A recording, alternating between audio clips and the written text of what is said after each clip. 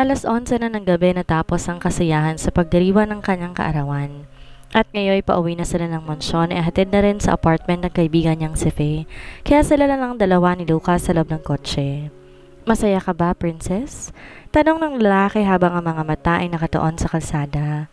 "Yes, sobrang happy, Lucas. Thank you so much. Hindi ko alam kung paano ako magpapasalamat sa'yo." Tugon niya. Hindi mo pa binuksan ang regalo ko sa'yo," sabi nito. "Mamaya na sa bahay. Thank you ha." "Wala yun." Nang makarating na sila ng mansyon. "Happy birthday, Ma'am Princess." Sabay-sabay na bati ng katulong. Hinihintay pala sila ng mga ito at tunay ngang nakakataba ng puso na may mga taong binibigyan siya ng sapat na importansya. "Ma'am, may mga pagkain pong nakahanda sa mesa," sabi ni Aling Martha. "Sabi kasi ni Sir maganda daw eh." Actually po, kumain na kami sa labas.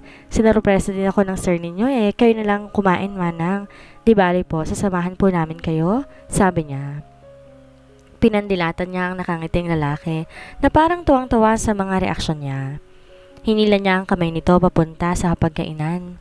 "Kahit tapos ka ng kumain, kailangan mo pa rin silang sabayan dahil mahabang oras mo silang pinaghintay?" Nakangiting sabi niya kay Lucas. "Okay, wala namang problema. Basta't sasamahan mo ko," sabi nito. Lihim namang napangiti ang mga kasambahay. Halatang kilig na kilig ang mga ito. "Ano pa pong hinihintay ninyo, manang? Umupo na kayo at kakain na tayo?" aniya.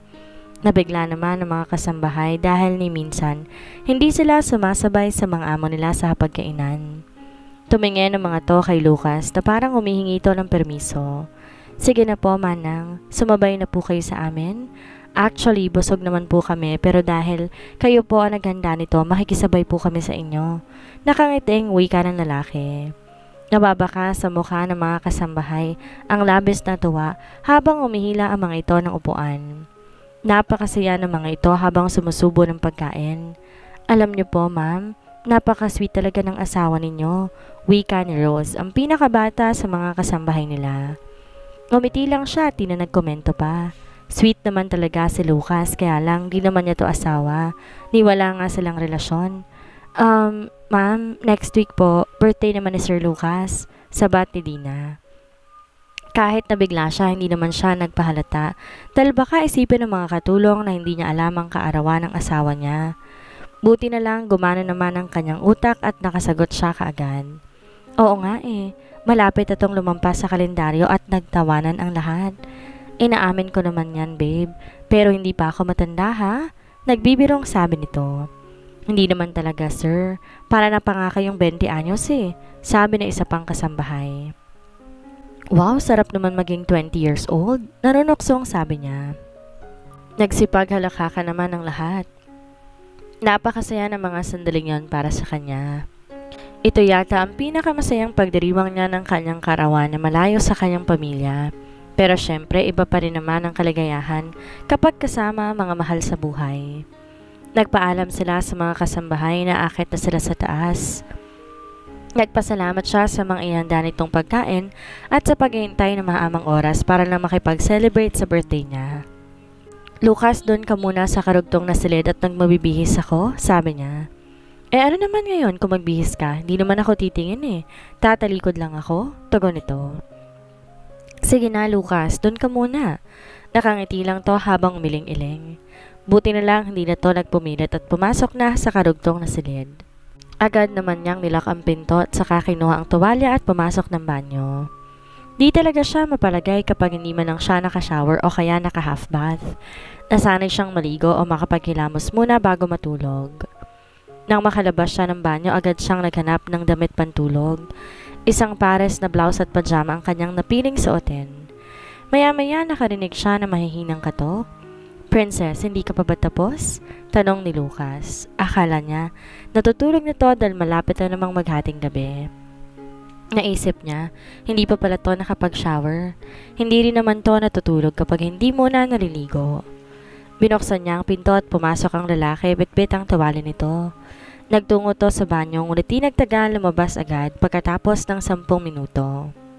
Nakatapis lamang to ng tuwalya kaya hindi niya maiwasang mapatingin sa malapad nitong dibdib. Sa ilang buwang magkasama silang dalawa, ngayon lang niya napagtanto. Malakas pala ang sex appeal nito. Bukod dito ay matangkad din siya sa tansya niya, 5'11 ang height. Di naman mapagkakailang maganda ang pangangatawan nito.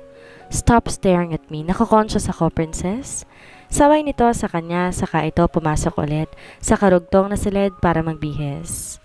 Pagkaraan ng ilang sandali, pumasok ito ulit at lumapit sa kanya habang nagpapatuyo siya ng buhok. Princess? Tawag nito.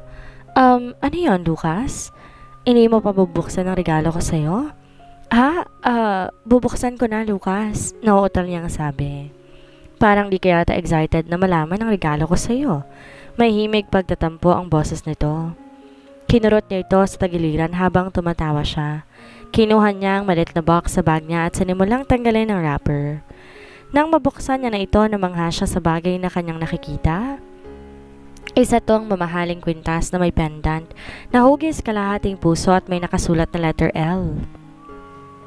Nagustuhan mo ba, princess? Tanong nito. Tsaka kinuha ang kwintas sa kamay niya at isilot to sa kanyang leeg habang nakaharap sa salamin. Masyado namang mahal to, Lucas, sabi niya. Mas mahal ka pa kaysa dito, princess? Nabigla siya sa kanyang narinig. Bigla namang kumabog ang puso niya, ngunit ayaw pa rin niyang bigyan ng maling pakahulugan na sinabi nito. Bakit kalahating puso lang ang pendant? Di naman agad to nakasagot at may kinuha to sa kanyang closet. Hawak ang isa pang box at taking gulat niya nang buksan to ng lalaki. Nasa akin ang karugtong nito, princess. Sabi nito at ipinakita to sa kanya. May sulat ding letter L sa ibabang bahagi ng pendant. Sana suot mo pa rin yan sa leeg mo kahit matatapos ng kontrata natin, seryosong sabi nito. Pareho silang natahimik at tanging mga mata lamang nilang nag-uusap. Patuloy bumibilis ang tibok ng puso niya at unti-unti na naman siyang nalulunod sa sensasyon dulot ng mga titig ng lalaki. Hanggang sa isang dangkal na lamang ang pagitan sa kanilang dalawa at naramdaman niya ang marahang pagkaplos ito sa mukha niya. At nang halikan siya nito, pumikit na lamang siya at unti-unti tinugon ang mga halik nito sa kanya. Hanggang sa ito'y naging mapusok at maalab na unti-unting nagpapahina sa kanyang mga kalamnan. Binuhat siya nito at tinihiga sa kama habang patuloy pa rin silang naghahalikan. Princess, I love you, sambit nito. Parang gusto niyang marinig ulit ang sinabi nito. Kaya saglit niyang nilalayo ang kanyang sarili at tinititigan ng mabuti ang lalaki. Anong sabi mo? Ngumiti ito na parang nanunukso. Wala akong sinabi. Ulitin mo, Lucas, please. Pagsusuma mo niya. Ngunit hindi ito nagsalita, kaya may kung anong kirot ang nararamdaman niya sa kanyang puso. Sa isip niya baka nabigla ito nang sabihing mahal siya nito, o di kaya nagkamali siya ng pandinig. Hindi niya namalayang tumulo ang kanyang luha, kaya mabilis siyang tumalikod para dito makita ng lalaki. Hey, what's wrong? Tanong nito at saka lumipat ng pwesto. Hindi siya umimik. Naiinis siya, lalo na nung initian lang siya nito. Ngunit bigla siyang niyapos ng lalaki, tsaka muling siniil ng halik. Tumingin ka nga sa akin, sabi nito. Ngunit ayaw niyang tumingin dito at patuloy lang niyang pinikit ang kanyang mga mata. Babe, sige na, tumingin ka sa akin, please, muling wika nito. Unti-unti naman niyang binuka ang kanyang mga mata. Princess, I love you, masuyong sabi nito. Napakasaya niya sa mga sandaling iyon at parang nakalutang siya sa alapaap. Mahal siya ni Lucas, ngunit ang tanong, mahal din ba niya ito? Nagising si Lucas dahil sa tunog ng kanyang alarm clock. Nilingon niya sa tabi si Princess at mahimbing pa rin tong natutulog. Hindi na lamang niya ito ginising dahil alam niyang puyat na puyat ito. Hindi niya maiwasang mapangiti nang maalala niya ang nangyari kagabi. Sa wakas, naipagtapat na rin niya sa babae ang kanyang damdamin. Mahal niya ito at natitiyak na yon sa kanyang sarili, ngunit hindi niya narinig na sinabi ni Princess na mahal din siya nito. Ayaw niyang madaliin to hanggat hindi pa to tiyak sa tunay na damdamin nito para sa kanya. Muli niya tong sinulyapan at marahang hinaplos ang mukha nito. Late na to sa trabaho kaya natitiyak niya, hindi na ito papasok pa. Bumangon siya at nagmamadaling kinuha ang towel at pumasok ng banyo. Tinatamad siyang pumasok sa trabaho, ngunit kailangan naman talagang nandun siya dahil marami siyang pipirmahang dokumento sa opisina. Mabilis lang ang pagsashower niya dahil lampas 8:00 ng umaga. Masyado na siyang late at ayaw niyang mapulaan ng mga empleyado na porket siya ang CEO at may-ari ng pabrika, pwede na siyang malate sa trabaho. Matapos niya magbihis, lumabas na siya ng kwarto. Dumiretso agad sa parking garage. Ngunit biglang naalala niya ang kanyang jacket at naiwan pala sa loob ng kotse ni Princess. Dahil iniwan lang naman sa guard ang susi ng kotse nito, hiniram muna niya to saglit. Ngunit wala doon ang kanyang jacket, kaya binuksan niya ang compartment, baka sakaling doon na ilagay. Sa paghahanap niya ng kanyang jacket, iba ang kanyang nakita. May bouquet of flowers at isang paper bag. Alam niyang hindi ito ang bulaklak na ibinigay niya, kaya naitanong niya sa sarili kanino galing yon. Bigla siyang na-curious na buksan na naman ang paper bag at isang box ang kanyang nakita. Binuksan niya ito at napakunot ng kanyang noo nang malaman niya ang laman ng box at kay Amir nang galing yon. Shit! At anong gustong palabasin ng gagong to? Bulong niya sa sarili. Dahil sa labis sa pagkainis niya, hindi niya pa naalala ang kanyang jacket, pumasok na siya sa kanyang kotse at mabilis pinandar ito. Habang nasa daan, hindi maalis-alis sa isip niya ang pagkainis sa kapatid niya. Bakit bigla itong nanggugulo sa kanilang dalawa ni Princess? Nag-isip siya ng malalim, siguro nga sinabi ng mommy niya na hindi niya totoong asawa si Princess kaya muli itong nagka-interest dito. No, hindi ako papayag na agawin mo sa akin ng babaeng mahal ko. Magkamatahin man tayo, Amir? Hanggang sa makarating siya sa opisina at bad trip pa rin siya. Kahit kaharap ang maraming mga papela sa table niya, lumilipad ang kanyang isip. Agad niyang kinuha ang cellphone sa bulsa at tinawagan ng kanyang mommy. Hello, mommy. Sinabi mo ba kay Amir na hindi totoo ang kasal namin ni Princess? Oo, at siguro walang masama kung malaman niya na ipinagkasundo lamang kayong dalawa. Tugon ito. Isa pa, interesadong kapatid mo kay Princess, kaya pagbigyan mo na lang siya. Total, hindi mo naman mahal ang babaeng yon, di ba? Mommy, wala kang alam sa sinasabi mo. Bulyaw niya sa kanyang ina. Please, wag kang makialam dito, mommy. Kung gusto mo magkasundo kami ng kapatid ko, please, wag kang makialam. Bakit hindi ka na lang kasi bumalik kay Colleen? Di ba siya naman ang mahal mo? Wika ni Madam Lauren. Mas gusto ka pa rin ni Colleen para sa'yo, Lucas. At pabayaan mong kapatid mo kung gusto niya makipagbalikan kay Princess. Total, malapit na namang magtapos ang kontrata ninyo. Dagdag na sabi nito. Ayaw niya nang makipagtalo pa sa mommy niya kaya tinapos na ang kanilang usapan. Tinoon niyang muli ang kanyang atensyon sa mga dokumentong kanyang pinipirmahan. Ngunit kahit anong pilit niyang iwaksi ang kanyang mga iniisip, hindi talaga ito mawaglit sa kanyang isipan. Paano kung maling makipagbalikan si Princess sa kapatid niya? Alam niya kung gaano kamahal nito ang dati nitong boyfriend kaya hindi naman nalalayo sa posibilidad na maaaring magkabalikan nga ang dalawa. Nasa ganon siyang pag-iisip na makatanggap siya ng tawag mula kay Colleen. Bakit napatawag ka? Anong kailangan mo, Colleen? Pakibilisan at medyo busy pa ako sa opisina, sabi niya. Yayain lang sana kitang lumabas mamaya, Lucas. I'm sorry, Colleen, pero wala akong panahon. May lalakarin kami mamaya ng asawa ko. Asawa mo? Tumawa to ng pagak. Natigilan siya dahil sa sinabi ng babae. Anong ibig mong sabihin, Colleen? Hindi mo naman asawang Princess na yon, Lucas. Alam ko naman ang tungkol sa kontrata ninyo. Wika nito na lalo niyang kinabigla. Mas lalong nakaramdam siya ng pagkainis sa mommy niya dahil sigurado ito ang nagsabi kay Colleen tungkol sa kanilang kasunduan ni Princess. Lucas, let's start all over again. And I promise, magiging mabuti na ako sa'yo. I promise to love you even more at hindi na kita ipagpapalit sa anuman at sa kung sino pa man. Shut up, Colleen. Matagal na tayong tapos. Sinayang mo lang ang lahat. Ilang taon akong umasa na sana bumalik ka sa akin. Ngunit hindi nangyari at ngayong tuluyan na ako nakalimot saka ka naman mangangako? Aniya. Hindi naman sa galit ngunit ayaw niya nang makarinig pa na anumang sasabihin ng babae. Kaya pinindot niya ang end call button at bumalik sa kanyang trabaho. Panay ang tingin niya sa orasan dahil gustong-gusto niya nang umuwi. Gusto niyang makausap si Princess tungkol kay Amir. Hindi siya mapalagay hanggat di niya nalalaman kung may pagtingin pa rin to sa dati nitong boyfriend. Hanggang dumating na ang pinakahintay niyang oras ng uwian. Nagmamadali siyang sumakay ng kotse at mabilis pinaandar ang sasakyan. Parang gusto niyang makarating agad sa mansyon upang makausap niya si Princess. Dahil mabilis ang kanyang pagpapatakbo, nakarating kaagad siya ng bahay. Ngunit laking gulat niya na madatnan si Colleen na nakaupo sa sofa. At nang makita siya nito, bigla itong tumayo at sinalubong siya ng yakap at ng halik. Agad naman niya itong naitulak. Ano ka ba, Colleen? Nandito ka sa pamamahay ko? Ines na bulyaw niya. Ano ngayon? Wala naman dito si Princess eh. Nakangiting sabi nito. Manang, tawag niya sa katulong. Umalis na ba ang ma'am mo? Opo sir, pumasok po sa trabaho, tugon nito. Bahagyang kumunot ang kanyang noo.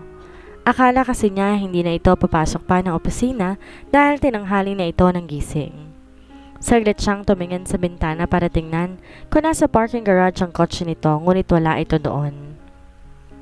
Lucas, hayaan mo na kasi ang princess na yon, hindi na ituloy nito ang nais sabihin dahil matalim na itong tiningnan. Ayaw niyang malaman ng mga katulong ang tungkol sa kontrata. Pagkaraan ng ilang sandali, may narinig silang ugong ng sasakyan. Alam ni Lucas, kotse yun ni Princess. Mabilis siyang umakyat ng kwarto dahil ayaw niyang madatnan siyang nakikipag-usap kay Colleen. Ngunit hindi niya alam na kasunod pala ang babae sa kanya. At nang makapasok to sa loob, agad siya nitong hinalikan at itinulak sa kama. Dahil sa pagkabigla, na-outbalance siya kaya bumagsak siya sa kama. Dali-daling tinanggal ng babae ang butones ng kanyang long sleeve at hinimasimas ito ang kanyang matipunong dibdib. Shit! Stop it, Colleen! Get out of here! Sigaw niya sabay tulak nito. Ngunit lumapit pa rin to sa kanya at muli siya nitong hinalikan. At nang biglang bumukas ang pinto, Princess! Nagmamadaling lumabas ng kwarto si Princess nang madatnyan niya si Lucas kasama si Colleen. Nasasaktan siya sa kanyang nakita dahil nakipaghalikan ng lalaki sa dati nitong girlfriend. Parang naulit na naman ang naranasan niya noon na naabutan niya si Amir kasama na isang babae sa loob ng banyo. Di niya maiwasang masaktan sa kanyang nakita. Ang ibig lang sabihin nito, hindi pa rin nakakapag-move on si Lucas kay Colleen. Biglang tumulo ang kanyang luha habang pababa siya ng hagdan. Samantalang nakasunod sa kanya ang lalaki. Princess, please, let me explain. Wika ni Lucas, saka hinawakan nito ang kamay niya. Nakasunod din si Colleen na parang tuwang-tuwa sa tagumpay na unti-unti nitong nakakamtan. Wala ka namang dapat ipaliwanag, Lucas eh. Mahina ngunit mariin niyang tugon, habang ang mga luhay malayang dumadaloy sa magkabila niyang pisngi. Pinagtitinginan sila ng mga katulong at baka sa mga mukha nito ang pagkadismaya. Tinapunan ng matalim na tingin ang nakangiting si Colleen. Akmang bubuksan na ni Princess ang pintuan ng malaking bahay nang pigilan ni Lucas sa mga kamay niya. Niyakap siya nito ngunit patuloy siyang nagpupumiglas. Let me go! Umiiyak na wika niya. No, hindi ako papayag na umalis ka at wag mo kaming guguluhin pa. Bulyaw nito. Aalis ako ngayon, Lucas, but it doesn't mean na sumusuko na ako. I'll take you back, whatever the cost. Sabi ng babae at saka mabilis na tumalikod. Nang makita niyang umalis na si Colleen, umakyat siya ulit sa kwarto dahil unang-una ayaw niyang narinig sila ng mga katulong. Ayaw niyang malaman ng mga ito na hindi siya tunay na asawa ni Lucas. Princess, I swear, hindi ko na mahal si Colleen. Matagal na kaming tapos. Please believe me. Nagsusumamong wika ng lalaki. You don't have to explain, Lucas. Wala namang totoo sa ating dalawa, di ba? Hindi mo ako asawa. Wala akong anumang legal na karapatan sa'yo. Wala din tayong relasyon. Mahinahong sabi niya habang patuloy na pinapahid ang kanyang mga luha. Umupo siya sa gilid ng kama, pilit pinapakalma ang kanyang sarili. Samantalang nakaupo naman si Lucas sa sofa at matamang nakatingin sa kanya, nagkaroon ng konting katahimikan. Pagkaraan ng ilang sandali nang kumalma na siya. Magtatapos na next week ang aking kontrata, Lucas. Aalis na rin ako sa bahay na to. Di naman ako nagagalit sa'yo dahil unang-una, alam ko naman kung ano lang ang papel na ginagampanan ko sa buhay mo. Pero masakit lang, Lucas, dahil bigla siyang natigilan at di niya na ipagpatuloy ang kanyang sasabihin. Dahil ano, Princess? Tanong niya. Umiling lang siya. Ayaw niyang magkamali sa kanyang sasabihin. Hindi pa niya tiyak kung mahal nga ba niya si Lucas. Patuloy pa kasi niyang naiisip si Amir at kapag naaalala niya ito, labis siyang nasasaktan. Lucas, wag mo na akong bayaran kapag natapos ng kontrata. May pera pa naman ako eh. Sapat na to para makapagsimula ng panibagong buhay sa probinsya, sabi niya.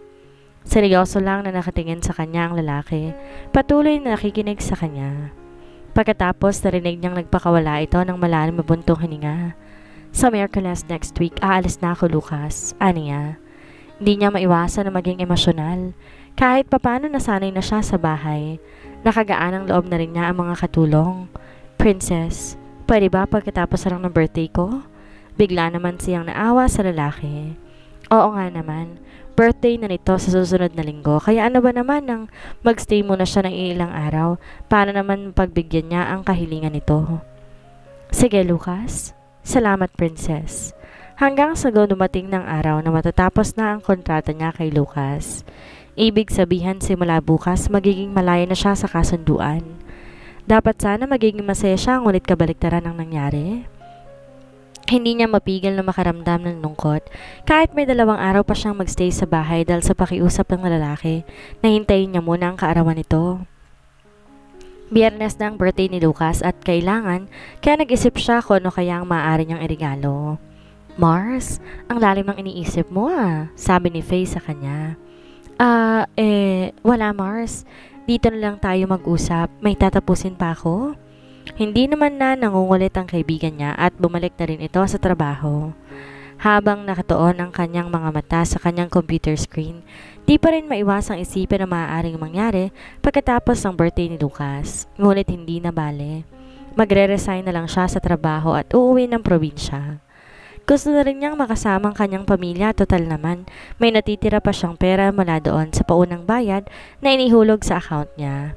At kahit nga hindi na siya bayaran pa ng kabuang halaga, ay malaki pa rin ang pera niya at maaari pa rin siyang makapagpatayo ng negosyo. Di niya namalayan ang mabilis sa pagtakbo ng oras hanggang sa mag-lunch break na. Nagaya na si Faye sa kanya, kaya tumayo na siya at sumunod dito palabas ng bangko. Mars, birthday ni Lucas sa Biyernes, umattend ka ha? Sabi niya. Ganun ba Mars? Yeah, sure. Nakangiting tugon nito. Inisip ko nga Mars, kung anong pwede ko irigalo sa kanya.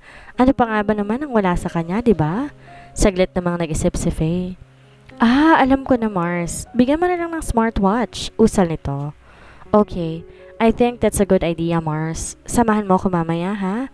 Sabihin ko na lang kay Lucas na wag na akong sunduin dahil may pupuntahan tayo. Aniya. Pagkatapos silang kumain, bumalik na kagad sila ng Bangko de Oro dahil hindi pa naman oras ang trabaho. Nag-scroll muna siya sa cellphone niya at nag-login sa kanyang Facebook account. Ngunit bigla siya nakaramdam ng inis na makita niya ang tag post ni Lucas. Galing to kay Colleen at ang caption, I know you still love me. I'll take you back and this time I'm not letting you go. Tanong niya sa sarili, bakit pa nga ba hindi nakablock si Colleen sa account nito? Does it mean may damdamin pa rin to sa dating girlfriend?